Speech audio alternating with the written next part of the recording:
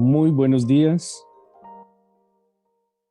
bienvenidos a este tiempo devocional, tu palabra para encontrar el camino. Hoy es 29 de noviembre del 2022 y vamos a continuar con la lectura cronológica de la Biblia en un año con la primera carta de Pablo a los Corintios, capítulo 11 del 17 al 34, capítulos 12, 13 y 14. Primera carta a los Corintios, capítulo 11, versículos 17 al 34 y capítulos 12, 13 y 14.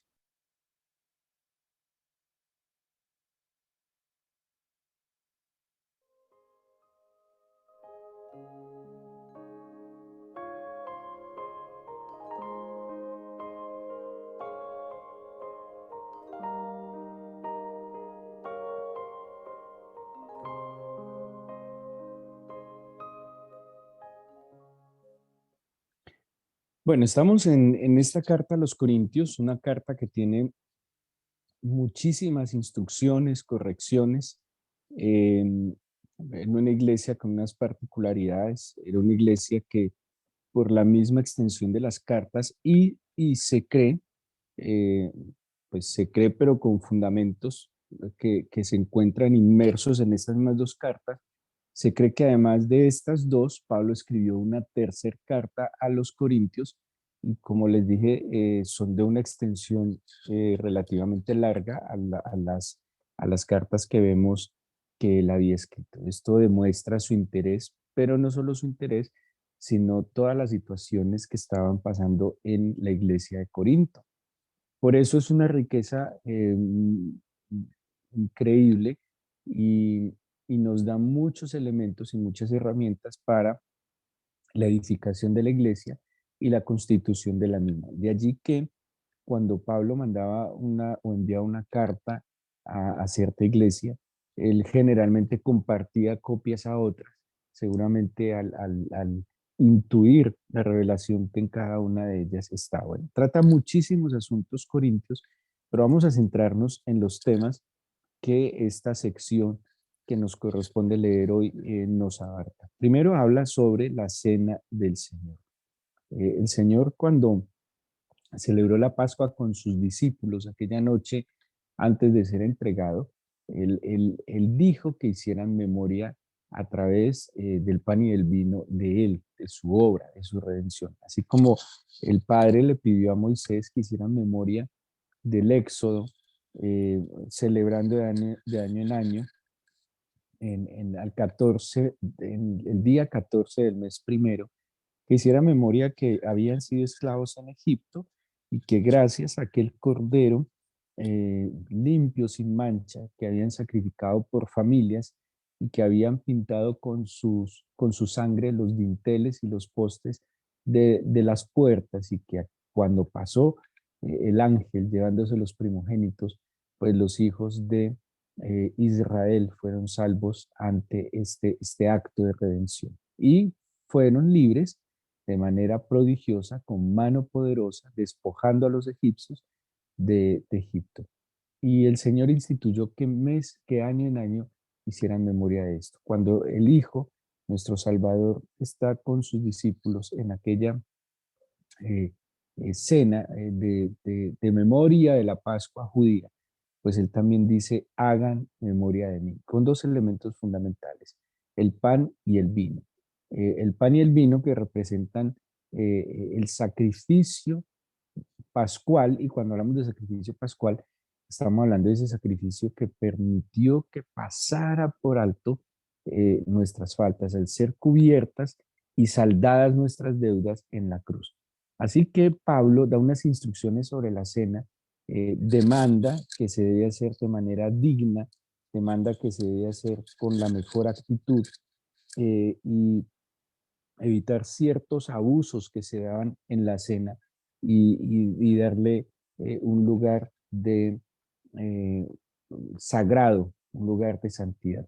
A veces las prácticas religiosas son necesarias, son memoriales, ayudan a mantener la memoria fresca, los símbolos son importantes, pero hay un problema con los símbolos y hay un problema con ciertos ritos que se tienen en las prácticas religiosas y es que muchas veces el símbolo y muchas veces los ritos pueden reemplazar la esencia de los acontecimientos. Y en eso es en lo que hay que tener sumo cuidado a la hora de este tipo de cosas. Por ejemplo, algunos evangélicos maldicen, y así lo he escuchado, el tema de la cruz y toman la cruz como un acto de maldición. Se basan en aquello que dice, maldito todo aquel que muere en un madero, ¿sí?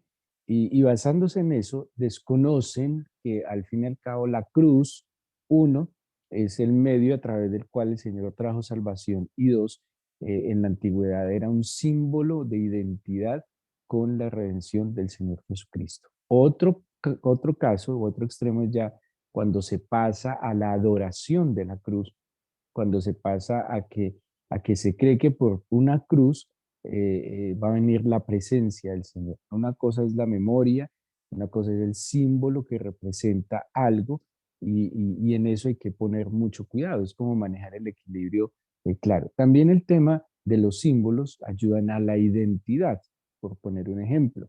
Cuando usted ve una cúpula redonda y en la punta ve una media luna, usted identifica que eso es, ahí hay una identidad con el Islam. Si usted pasa por otro tipo de edificación general también con una cúpula redonda, pero de alguna manera tiene una figura de una estrella de David o de un escudo de David, usted identifica que eso pertenece al judaísmo.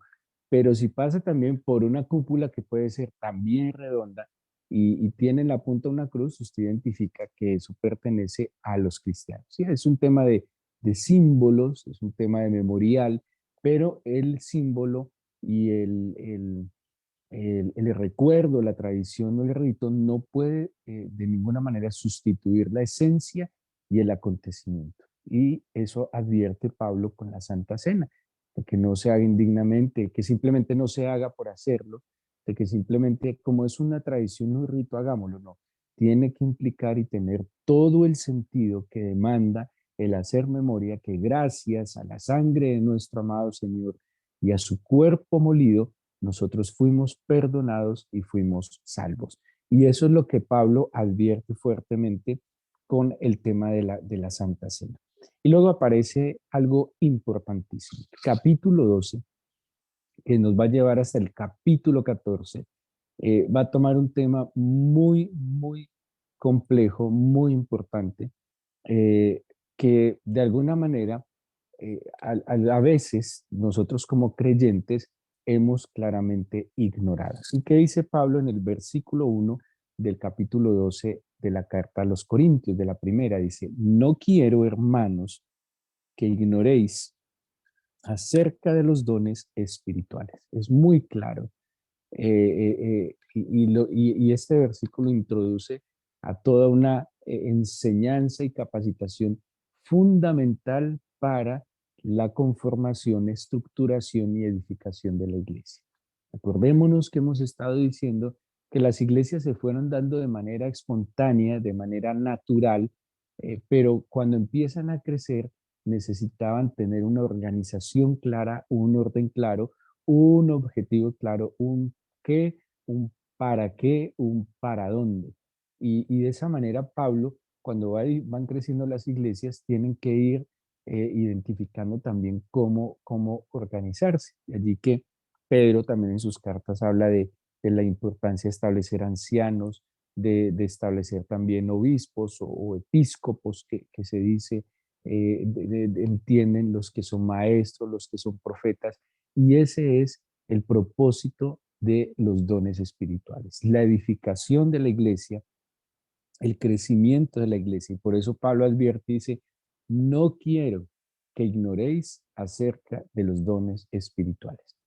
En la medida en que la iglesia iba creciendo, también se fueron dando situaciones, manifestaciones, expresiones de fe que debían ser comprendidas, entendidas, pero también organizadas e identificadas. Y ellos seguramente en la medida en que iban caminando de la mano del Señor a través de su Espíritu, el Espíritu Santo con libertad iba manifestándose y estas cosas son las que van a ir identificando y organizando para que la iglesia creciera de manera armónica y creciera de tal manera, como leíamos hace poco, como piedras vivas que edifican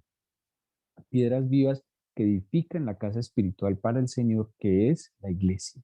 Así que aquí nos introduce un tema maravilloso, como son los dones y carismas del Espíritu Santo. Hay un versículo en Efesios, o dos versículos de Efesios 4, 11 al 12, dice, y él mismo constituyó a unos apóstoles, a otros profetas, a otros evangelistas, a otros pastores y maestros, a fin de perfeccionar a los santos para la obra del ministerio, para la edificación del cuerpo de Cristo. Por eso Pablo dice, no ignoréis los dones, porque es que los dones o carismas del Espíritu Santo son los que nos van a permitir edificarnos, crecer como iglesia. ¿Qué es un don? Un don, rápidamente, le recuerdo, viene de la palabra carisma, que es un don, un regalo, caris, que es gracia. Así que es una capacidad extraordinaria para un propósito especial. Pónganle mucho cuidado a lo que es un don espiritual. Una capacidad especial, extraordinaria para un propósito especial. ¿Y cuál es ese propósito especial? Lo leímos en Efesios, la edificación de la iglesia. Un don espiritual de ninguna manera es un medio de ganancia, ¿sí? No puede ser un medio de ganancia. Un don no puede ser un medio de jactancia. Nadie puede experimentar orgullo, vanidad, vanagloria por tener un don espiritual, ¿sí? ¿Cuál es el propósito? La edificación, el crecimiento de la iglesia. Sí que un don es esa capacidad que el Señor le da a los creyentes para que en conjunto y armónicamente podamos hacer parte de la edificación de la iglesia. Dice, Corintios nos va a describir exactamente 9 dones. En total son 15 que Pablo explica cuando le escribe tanto a los corintios, también le habla a los romanos de los eh, dones y a los efesios. Entre estas tres cartas se pueden completar una lista de 15 dones espirituales, de 10 ministerios, que también lo menciona el apóstol Pablo, y habla la Biblia también de las operaciones, dones, ministerios y operaciones. Los dones son las habilidades que el Señor coloca a las personas. Los ministerios son el medio a través del cual se ejecutan estos dones y las operaciones serían eh, el efecto, ¿sí? La manifestación o la consecuencia del ejercicio de estos dones a través de los ministerios. Así que empieza una lista de dones, eh, de palabra de sabiduría, palabra de conocimiento, profecía. Bueno, Pablo a los Corintios les menciona 9 dones, no es el momento para explicarlos en detalle. En algún momento nosotros tenemos un seminario dedicado al estudio de los dones espirituales y el Señor mediante el otro año que tengamos la oportunidad con los que ya han hecho seminario bíblico, podamos estudiar en detalle los dones para que ustedes también puedan identificar algunos rasgos de dones que el Señor haya puesto en su vida y que, como dice Pablo más adelante, debemos procurarlos, ¿sí? Al identificar rasgos de estos dones, Pablo nos aconseja también que los procuremos. Y ese procurar viene una palabra griega que es celos, que en el sentido como tal es desear fervientemente. Y eso aconseja Pablo. Deseemos fervientemente los dones espirituales. Hay creyentes que por el contrario se tapan los oídos y los ojos ante cualquier manifestación del Espíritu Santo. No la desean fervientemente, sino que más bien como que quieren huir de esa manifestación y de ese carisma o esa habilidad especial que el Señor coloca. En el capítulo 12, Pablo entonces va a explicar brevemente, bueno, para Pablo y los Corintios es en mucho detalle, los dones, les decía, 9 dones describe Pablo en esta carta a los Corintios. Y luego viene el don supremo. ¿Cuál es el don supremo? Bueno, a propósito, hay que distinguir. Una cosa son los dones espirituales, que son los carismas del Espíritu Santo, y otra cosa es el don del Espíritu, que es la presencia misma, que hablamos en estos días, la llenura, la plenitud del Espíritu Santo.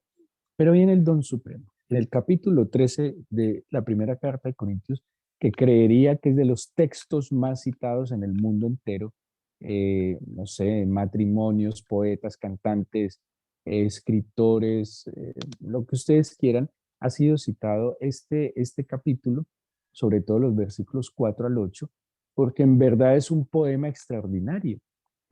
Si lo analizamos, en estas características que Pablo enuncia de lo que es el amor, es un poema profundo, hermoso acerca de lo que es el amor.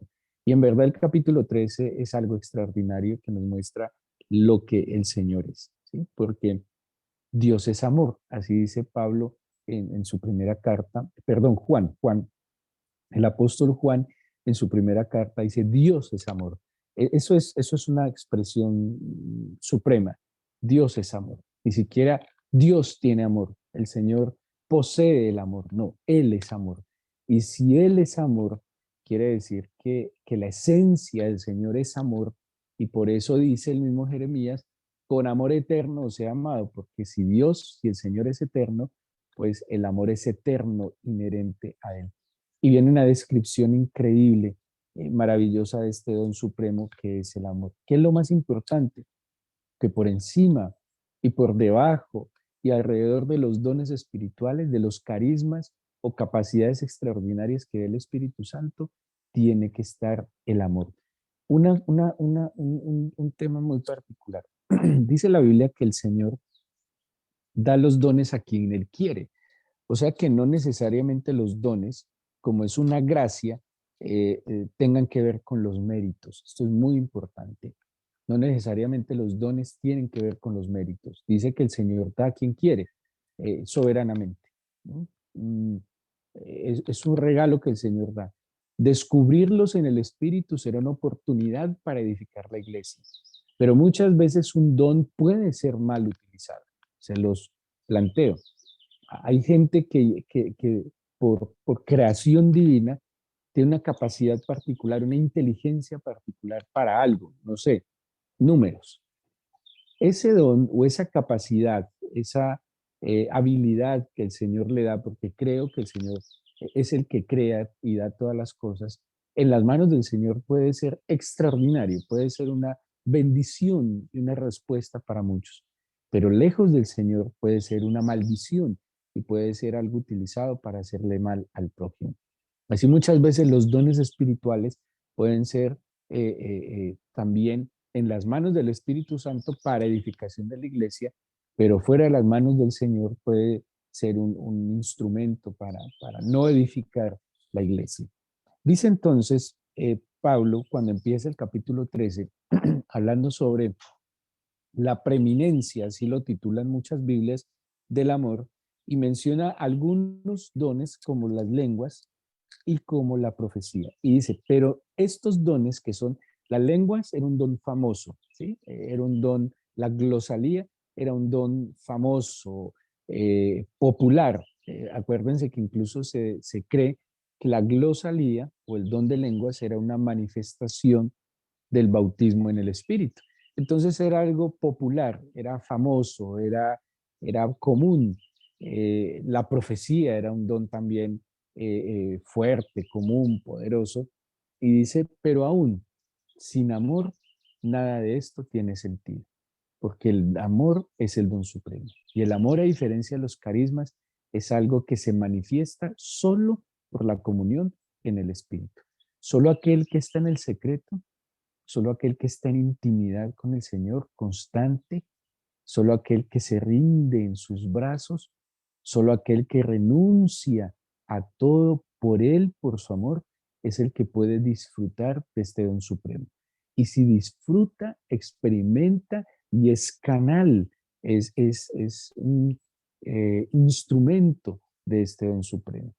El amor no se puede fingir. El diablo puede fingir los dones espirituales. El diablo puede fingir las habilidades. El diablo puede, y que el Señor lo reprenda, puede hasta enseñar la escritura.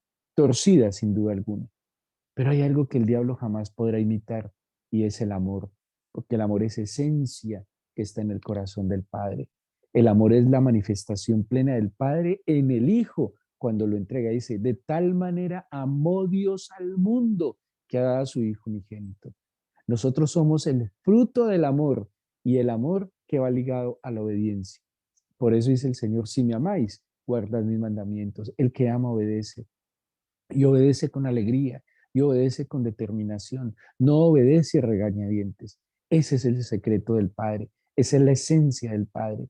Y dice acá, nada tiene sentido sin el don supremo que es el amor. Ese amor eterno, ese amor sin separación, ese amor como preferencia. Imagínense que la palabra que utiliza Pablo es ágape. Y esa palabra antiguamente era utilizada como un verbo y ese verbo era preferir, ¿sí? Y cuando lo toma la Biblia, porque la palabra ágape tomada como amor es tomada en la Biblia, me parece muy impresionante porque el verbo preferir va a hacer referencia al amor del Señor. O sea que ese verbo, como lo quiere expresar el Nuevo Testamento, es una acción de preferencia. Cuando el Señor ama, nos está prefiriendo por encima de la creación, por encima hasta de los ángeles. El Señor nos está prefiriendo. Hablábamos en estos días escogidos, elegidos, apartados en la preferencia del corazón del Señor. Y no es un sentimiento, es un verbo, literalmente. Aquí sí a veces sonaba como cliché, el amor no es un sustantivo, el amor es un verbo. Literalmente el amor es un verbo, proviene del verbo ágape, que es preferir, preferir por encima de, hay una definición, preferencia moral, y eso solo proviene del Señor. Y aquel que es impactado en el secreto por esta preferencia, claro, Señor, yo sé, me preferiste, me escogiste, no porque valiera más que alguien, no porque supiera más que otros, no porque fuera más hermoso, poderoso, rico, no, Señor, me preferiste por tu gracia divina. Y en esa preferencia, pues Señor, me llena tanto mi corazón que yo también empiezo a preferir a los demás sin merecerlo, a amarlos sin merecerlo. Y por eso Pablo dice, podemos tener todos los dones, el más popular lenguas, el más necesario, seguramente profecía, pero si no tenemos esa preferencia moral, de nada sirve. Y por eso en este capítulo, en este capítulo 13 va a hablar de esas características, de esa preferencia moral que seguramente ustedes lo han leído muchas veces, lo habrán hasta dedicado a sus seres amados y está muy bien, pero sobre todo tómenlo para ustedes, porque esa es la preferencia de nuestro Señor hacia nosotros. Y cuando alguien está lleno de ese amor, simplemente es un instrumento, un canal de amar al otro con toda la libertad que el Padre a través del Hijo y de su Espíritu nos ha amado. Y termina el capítulo 14 haciendo una diferenciación entre profecía y lenguas. Y quisiera solo unos pequeños detalles para concluir. Uno, dice, seguid el amor, procurad los dones espirituales, pero sobre todo profeticéis. Seguir el amor de base, fundamento, les decía, el amor debe estar por debajo, por encima, alrededor. Es la esencia de todo lo que somos, hacemos y tenemos. Pero luego dice, procurad los dones. Les decía ahora, griego celos, que es desear fervientemente. Deseemos fervientemente los dones espirituales. Si la Biblia dice que es para edificar la iglesia, nosotros no podemos ser, eh, permítanme decirlo de esta manera, como explotadores de la iglesia. O sea, yo no puedo ir a una iglesia solo a recibir. Yo no puedo ir a una iglesia solo a demandar, a ver qué hay para mí hoy. Yo no puedo, y ese es uno de los problemas que había en la Santa Cena cuando se reunían a la cena. Y Pablo les dijo, ¿y es que ustedes no tienen casas donde comer? Y es que usted no tienen alimento en su casa que vienen aquí a la cena del Señor a alimentarse. Eso es muy fuerte, porque yo no puedo ir a la iglesia solo a que me den. Yo no puedo ir a la iglesia solo a demandar. Y hay personas que toman esa actitud frente a la iglesia. Vamos a ver con qué salen. Vamos a ver qué me dan hoy. Vamos a ver qué me conviene. Y eso está mal. Porque cuando yo entiendo que yo mismo en el Señor puedo ser un don a la iglesia, entiendo que yo me edifico con la riqueza de otros, pero lo justo es que yo también enriquezca y edifique a otros con lo que el Señor me dio. Y ese es el propósito de la comunidad. Una comunidad nunca va a crecer y una comunidad nunca se va a edificar y una comunidad nunca va a crecer si todos sus miembros no aportan. Todos reciben, pero todos aportan. Como aquel juego antiguo, todos ponen, todos recogen. Esa es la idea de la comunidad, articulados por el Espíritu del Señor. Y yo debo ir entonces a mi congregación también. Voy a recibir sin duda alguna, pero también debo estar dispuesto a dar de esos mismos dones que he recibido del Señor. Y cuando yo doy, se me abre espacio para seguir recibiendo. Entonces imagínense, yo tengo lenguas, ¡tum! Yo pongo al servicio mis dones. Yo tengo profecía, yo tengo sabiduría, yo tengo conocimiento, yo tengo dones de sanidades. Y cuando yo articulo todas estas características, la iglesia, la asamblea, la casa espiritual va a crecer, pero yo también voy a recibir, porque no somos, imagínense, y ese es el ejemplo que pone Pablo, ¿qué puede hacer el dedo solo?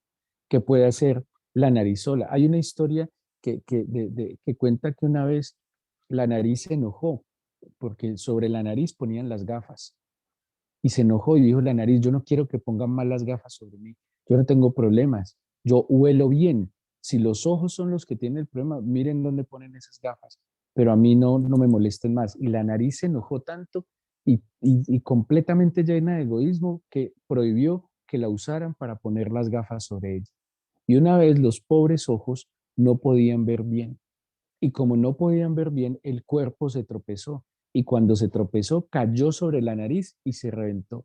Eso pasa cuando el miembro de la iglesia es egoísta, cuando solo piensa en ir a que le den, pero no entiende que él tiene una riqueza extraordinaria para aportarle a otros. Y eso es lo que Pablo también está diciendo. Sigan el amor, procuren, deseen fervientemente los celos y dice, sobre todo profeticen. No me da el tiempo, pero dice que hay tres cosas que sirve la profecía: edificar, consolar y exhortar. Es muy importante la profecía.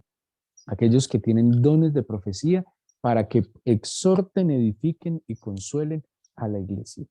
Así que Pablo nos está dando unas instrucciones que hay que atender, que hay que seguir, que hay que comprender para la iglesia.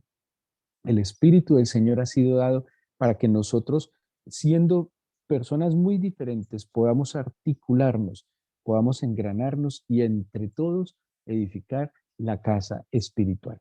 Y la casa espiritual son las personas. Un lugar de congregación es muy importante.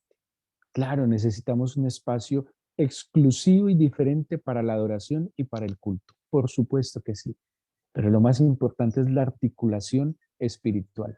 El lugar es secundario, la esencia está en lo que nosotros somos como asamblea del Señor. Así que creo que le hablo a creyentes, creo que le hablo a personas que anhelan fervientemente buscar el rostro del Señor y crecer como casa espiritual para su gloria y para bendición de nosotros. Entreguémosle este día al Señor en acción de gracias, en oración, y yo le invito a que disponga su corazón y su mente para que oremos al Señor. Amado Padre, yo te doy gracias por este nuevo día que tú nos concedes, por tu santa palabra, Señor, por la instrucción, por la guía que tú nos das, Señor.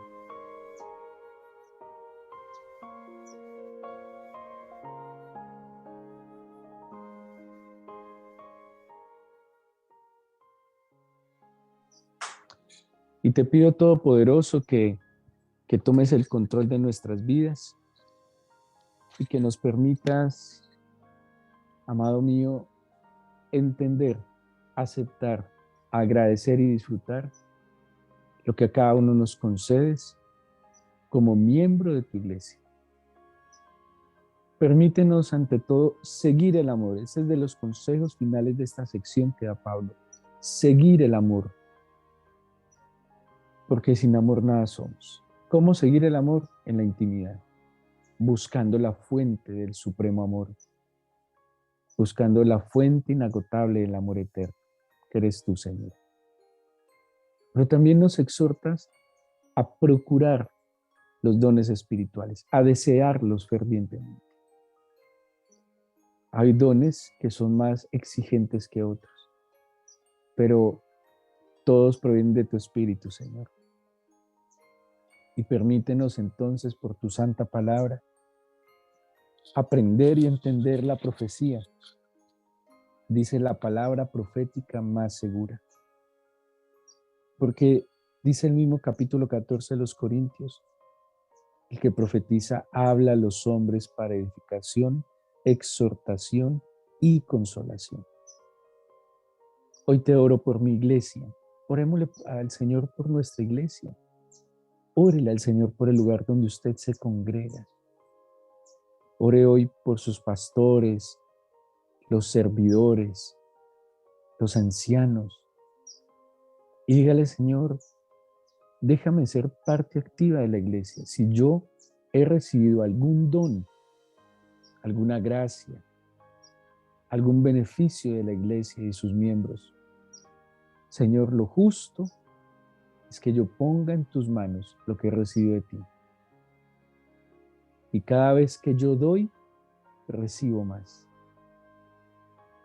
Por eso yo te pido, Padre, por nuestra iglesia, que el carisma, que los carismas de tu Espíritu y el don supremo nos dirijan. Y que nuestra iglesia sea esa casa espiritual, edificada con piedras vivas, donde tu gloria reposa y toma lugar.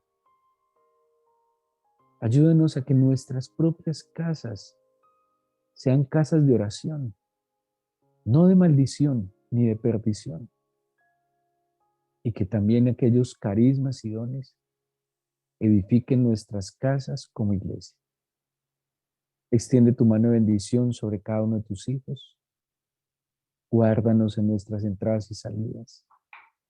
Ayúdanos en nuestras dificultades, fortalécenos en nuestras debilidades, sana nuestras dolencias, aclara nuestros pensamientos y dale, Señor, estabilidad a nuestros sentimientos. Pero sobre todo, guíanos de tu mano. Te bendigo y te exalto, Señor, en el nombre de Jesús. Amén.